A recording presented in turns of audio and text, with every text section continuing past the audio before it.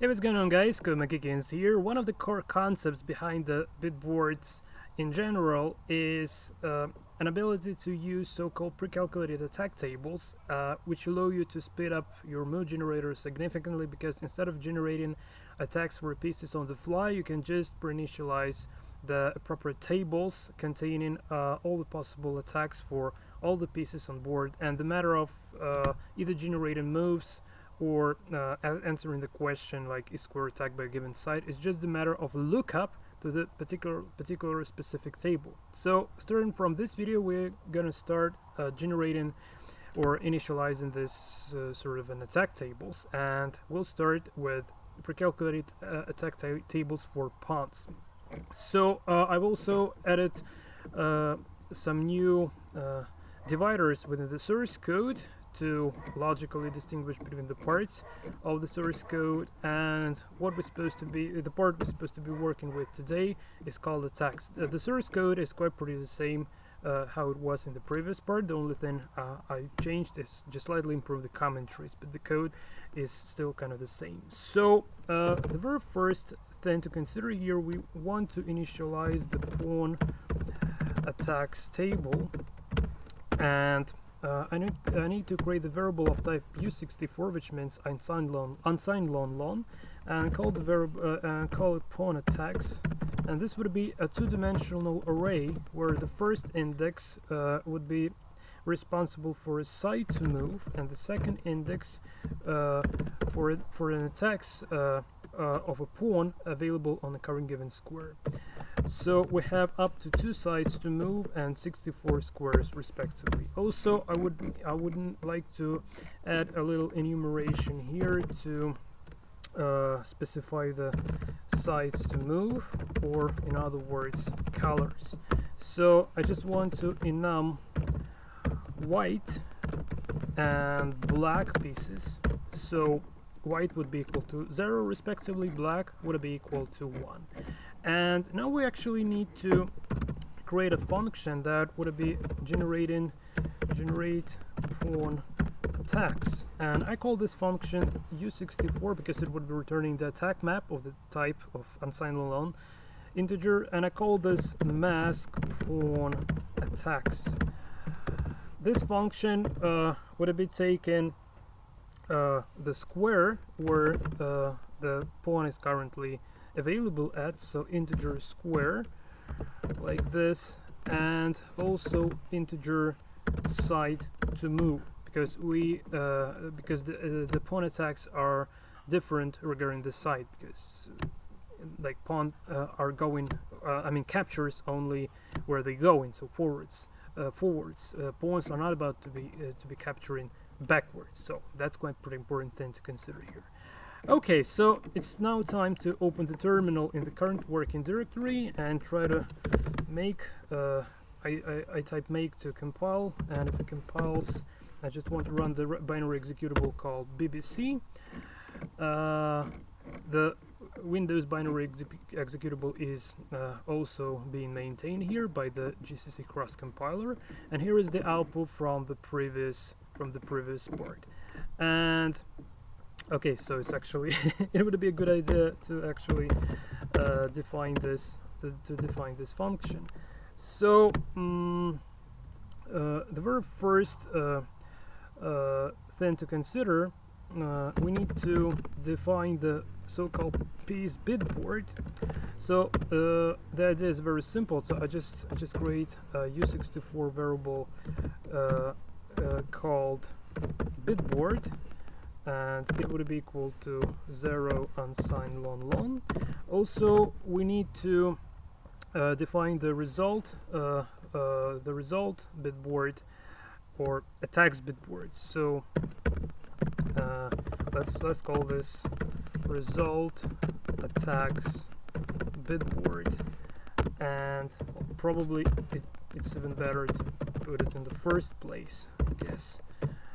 And I just call this U64 attacks, and it would be equal again, like just to initialize as 0 unsigned long. And now we need to do a very simple thing. We need to set piece on board, and this would be used in order to generate the offsets for our pieces on the bitboard in order to generate the respective attacks for them. So here I just say set bit, and I'm using this bitboard which serves for the piece bitboard, and the square is the variable that is given to us by the first argument within the masked pawn attacks function here. So at the very end we want to return attack map, and we simply say return and our attacks like this. And now depending on color, so here I say like white pawns, and I say if not side, and then the code is following there, and otherwise we're dealing with the black pawns, so we say else, and like this. So okay, I guess it's now already time to try to actually call this function. So I'm not gonna be printing here anything for a while, and for now I just want to print bitboard with a piece, with this piece bitboard, so bitboard like this. And let's say we want to mask pawn attacks on the square of, let's say, e4, and the side to move would be white. Save. And now let's try to compile and run the code. So we have our pawn on e4. I'm not going to be printing this bitboard anymore because I hope it's quite pretty self-explanatory that as far as we're setting, we're passing this square, the pawn or whatever piece would get set on the target square accordingly. So I'll now just get rid of this because it's, I hope it's already kind of quite pretty clear. And now let's try to initialize our attacks. So I say attacks bitwise or equals, and you probably remember how we did work with our move offsets, assuming the hexadecimal 8/8 board representation. But as far as here we have not 16 on 8 squares board, but 8 to 8, the offsets would be different. So we'll have the offset of 7 and 9 for our pawns. So in order to make use of it right over in here, we can simply say the bitboard and then left shift. I'm not yet sure about the direction of shifting the bits. We'll debug that just right in a moment, but just the concept is that we need to shift this bitboard to the offset of 1 unsigned long. Oh, sorry, what am I doing? We need to shift this. Yeah, just right shift the offset of 7 bits, so 7 and 9 bits offset for pawn captures. And let me just already kind of try to have a look how it's supposed to be. How it's supposed to look like. And in order to do this, I can simply say print bitboard and call this mask pawn bitboard function as use it as an argument because it returns the unsigned long integer in return that can be served as an argument to our print bitboard function right over in here. So let's gonna try to run this. So assuming that we have our pawn on e4. Oh, okay, so it just it's okay for black pawns, not for white pawns. So in order to make this for white pawns, we need to change the direction of our shift. So now it captures like this from e4 to f5. So here it's just fine, but it will start shifting our pawn to the right. So say g4, it's still kind of fine. So from g4 it captures on the h4. But if it just put this on h4, then suddenly it appears that it's trying to capture on the other rank, on the other file, on the A file. Sorry. So we need to take care of this offboard capture, and Now let me introduce the way how exactly we're supposed to be doing this basically. So I will now quickly draft our loops over files and ranks, so not gonna be too many commentaries, so just saying for integer rank equals 8 and rank is less than is less than 8, right? Rank plus plus. So I need this just, and same for file, I need this just in order to generate the constants we're supposed to be bitwise ending our attack map with, not the attack map, our potential attack with, in order to make sure, in order to answer the question whether the capture occurring is on board or off board. So here we say int file equals 0, file less than 8, and file plus plus, and quickly define the square rank multiplied by 8 plus file. Okay, so I would also want to create a global variable, and we'll call this global variable not a file. And here I would also like to provide some visual representation of this constants, like not a file. Let me just not a file constant like this. So we can say like constant u64 not a file. Okay, and for now it would be equal to 0 and sign lon. We could have even not initialized this, because as we know that global variables in C programming language are about to be initialized to 0, but 0 is by default, but still. So I don't want to print this for a while, and instead I just want to print Bitboard with our constant called not a file, like this. So let's have a look. Now it's all the bits been set up to zeros, and now we just simply say here like set bit and not a file and the square. Then all the bits would be equal to 1. I'm sorry, read-only variable. Oh my god, yeah. It should be constant, but for now let me just leave this as is, basically, in order to make it possible to initialize this. Okay, so not a file. I'm just wondering, am I doing something wrong actually?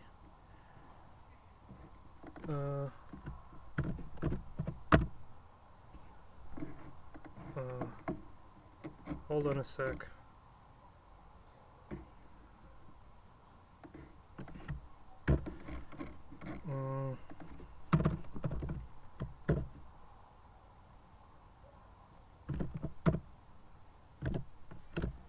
Oh my god, guys, I'm sorry, I have no idea why did I initialize rank to 8.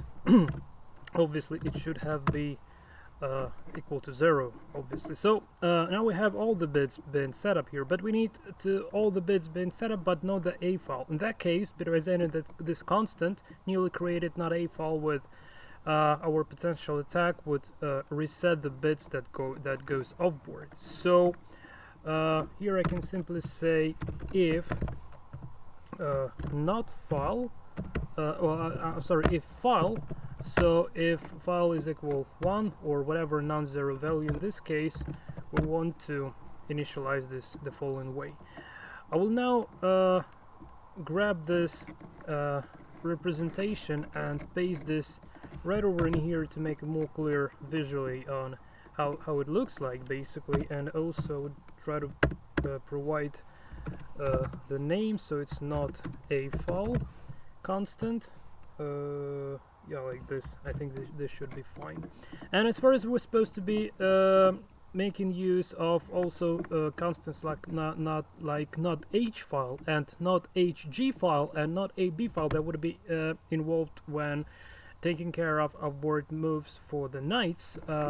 So I will now generate all the constants, and then I'll get back to creating our attacks for pawns. So I just copy this constant now, and NotA file from now on would be equal to this, a sort of a value here, and I want to say this is unsigned lon, and just put it back where it has to be, and already we can say that this would be the constant of the U64 constant. I just want to print this one more time, so we don't want this file for now, so make sure that the constant is still the same. Okay, perfect. So the next thing to consider would be so now I just want to create a NotH file, constant like this, constant, and for now just simply U64 NotH file to be able to initialize this actually initially. 0 unsigned lon. Okay, and now we're gonna be printing the NotH file. NotH file. So if file is less than 6, okay. Now it's a bit too much. It's less than 7. Sorry. So now we have this NotH file constant. I will now grab this just like in the previous case and paste this right over in here. Paste. So, oops, sorry. Here I say NotH file. Okay, like this. The next thing to consider, so yeah, I obviously also need to grab this number, copy, and initialize this variable as well, and make it a constant. And just get rid of this for a while, and try to print the NotH file, make sure it's still the same. Okay, good. So now I want to create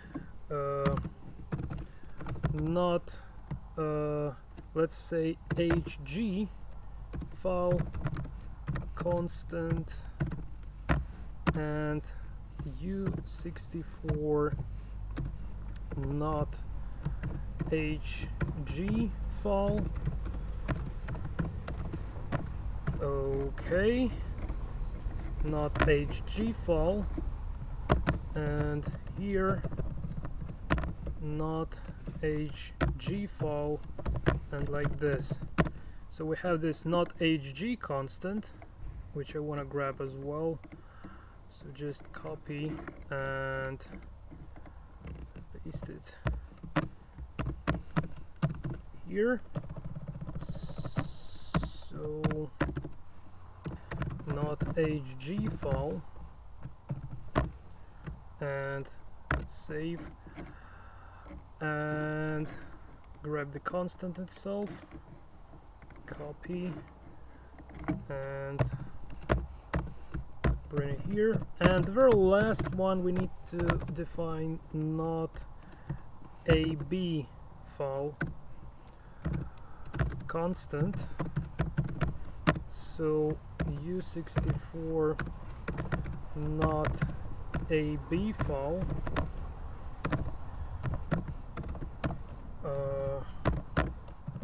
here I can already say this is the constant. Okay.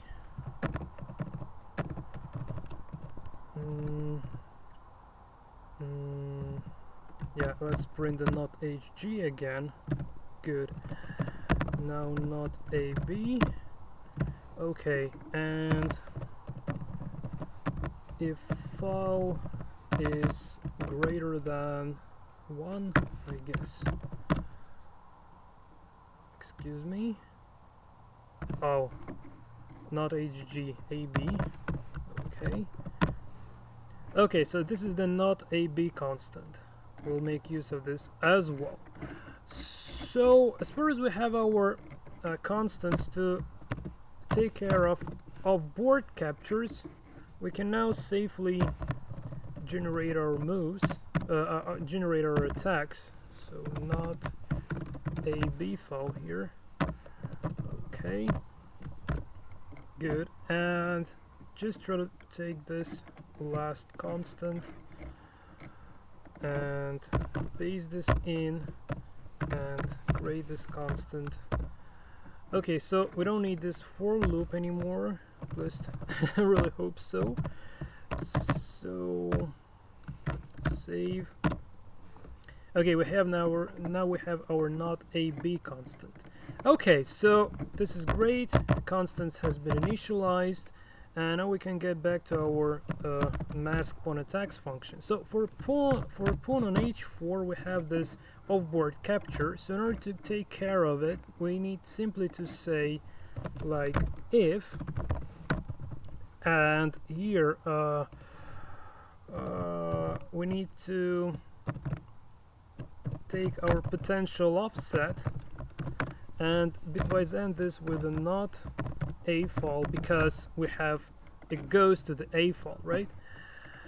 And this is it basically. So now this expression would return false, so the bitboard attacks won't actually get bitwise OR at the given offset. So let me have a look. Okay, perfect. So we got our pawn on h4 right here, but we don't really attack to a file anymore.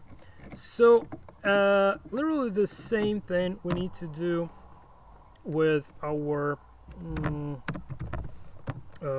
opposite side capturing. So let's say if bitboard right shift to the 9 and not this time not h file, because it goes kind of the opposite. It would have been capturing offboard to the opposite file. So attacks bitwise OR equals bitboard right shift to the 9, save. So let's have a look. So now we have only capturing this to G5. So let's drop our pawn back to, say, I don't know, let's make it B4. So it's on B4, it captures to C5 and A5, and if we just go to A4 right over in here, it's not gonna be capturing on H file, but trust me, it would be capturing if only not this condition. So just to bear in mind, this condition is very important. In order to make literally the same for black pawns, it's just enough to paste this code in and just to switch the direction of the bit offset, so it will be capturing to the opposite side. And also we need to swap the NotH file and NotA file, and it now should be working just nicely. So let's try to generate A4 attacks for black pawn. So it would be now attacking downwards. So yeah, from A4 attacks only to B3. It's not going to H file. So let's put it into the center. So let's make it E4. Okay. Now from E4 it captures to D3 and F3, and now let's put it to H4. So now captures only to G3. It's not capturing to the A file. But well, trust me, it would have if not only this condition. So quite pretty nice already. And the very last thing we're going to be considering within this video is actually initializing the pawn attacks array. So for both sides, for all the squares, we'll have this like attack maps being initialized, so later on we would be able to make use of them to look up this pawn attack tables in order to either generate moves, just getting the target squares for a pawn to capture, or for the purposes of the square attack function. So I just right over in here probably I would like to create the function called initialize leaper pieces attacks. So let's create the void function called init leapers attacks, or leaper attacks. Well, let's have it like this. And here okay, we need to loop over 64 board squares. So for int square equals 0 and the square is less than 64, and the square plus plus, and let me think. Yes, should be enough. So initialize pawn attacks here. Okay, and now I need to say pawn attacks first for white pieces, and indexed by the square should be equal to mask pawn attacks. And what it takes first, it takes square and then side. Well, actually it would be prettier if we just have this side and square in the same order. So let me just shift this slightly bit. So here I'll say like side, yeah, side and integer square. So from now on, okay, just black A4, just to make sure that it still kind of works. Okay, on A4 captures on B3. Okay, good. And mask pawn attacks. So here we'll have white and the square, and also the same but for black pieces. So here we'll have this black and also black here. Okay, so here we need to initialize leaper pieces attacks, and I just call my init leaper attacks at the very beginning of the source file, and this should actually initialize this stuff. And now we need to provide a quick driver to check this out basically. So let's say pawn attacks, and actually we loop over 64 board squares. So for, well, I can grab this. Yeah, I can grab this one. And let me print Bitboard. Print Bitboard, and first pawn attacks. Okay, so I'm looking for pawn attacks. First, let's start with white pieces, indexed by the square, and then we'll go for black pieces. Okay, now I just want to clear my console and try to run this again. Scroll to the very top, and here we go. So for white pawns on the 8th rank, it doesn't it doesn't have to generate anything, which is correct. And then for pawn on a7 it generates only to b8. So then we're moving the pawn, okay, moving the pawn, and then we're just moving this pawn again. So yeah, it's now on h7, now it's on a6, okay, b6. So we just printing the attack tables for the pawn, for white pawn being available on every square from a8, from a1 to h8, so literally all the squares. Okay, so it seems like correctly, it works correctly with no sort of a off-board capture. So h1 is the very last square here. Okay, so here obviously we're not gonna have the pawn on the first rank, but just if it just regards the matter of initializing this pawn array, pawn attacks array, we just go for this because, well, just going for this. So it starts at a1 and then goes to h2 and going upwards. Okay, perfect. Okay, guys. Oh my god. I'm really sorry for this environmental sounds. Unfortunately, I have no opportunity to record inside the house at the moment because my wife is cooking there and she hates when I'm talking in English for so long. So just all we can do is this outdoor Bitboard Chess Engine tutorial.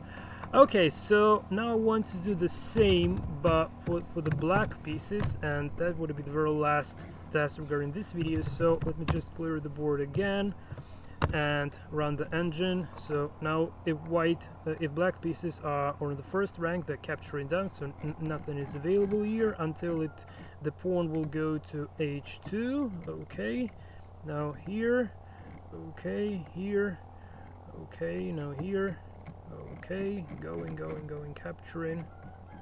Yeah, it seems like it's working, so let's get back until the pawn is on a8. Obviously it's not gonna be there, but still, just for the clarity. I'm sorry guys. Okay, so it seems like it's capturing correctly. So at this moment I can already claim that we just did successfully initialize our our pre-calculated pawn attack table. So this stuff that you see now in the console is known as pre-calculated pawn attack tables. So how to use them is very simple. We just reference this lookup pawn we just need to reference this pre-calculated pawn attack table by the first index of the pawn color, so either white or black, and then just specifying the square where we want where our pawn is now at. Let's say the pawn is on d7, so it would return us this like bitboard with these bits specifying the particular squares that are actually under attack of this pawn. So either for a square attack function or for the mode generation purposes, we would be then able to convert these bits into the square indexes to, again, like either generate moves just to make sure that the square is or is not attacked by the pawn. Well, this is it from my side, guys. Thanks for watching. I hope you learned something interesting out of this tutorial, and the further we go, the more interesting it would become, I promise you. So the next couple of videos, we would be generating pre-calculated attack tables for knights and kings, the rest of the leaper pieces, and then we'll go for generating the pre-calculated attacks for slider pieces using so-called magic bitboards, but that would already involve some preparation because it's not that trivial to make use of the magic bitboards, which is the de facto world standard for the Bitboard chess engines, by the way. But still, I'll try to make that simple, interesting, addicting, and easy to follow tutorials, basically. Oh my god, this bike's driving me crazy. Okay, sorry guys, sorry for this sounds. So this is it from my side. Thanks for watching. Hope to see you in the next video. Until the next time, and take care.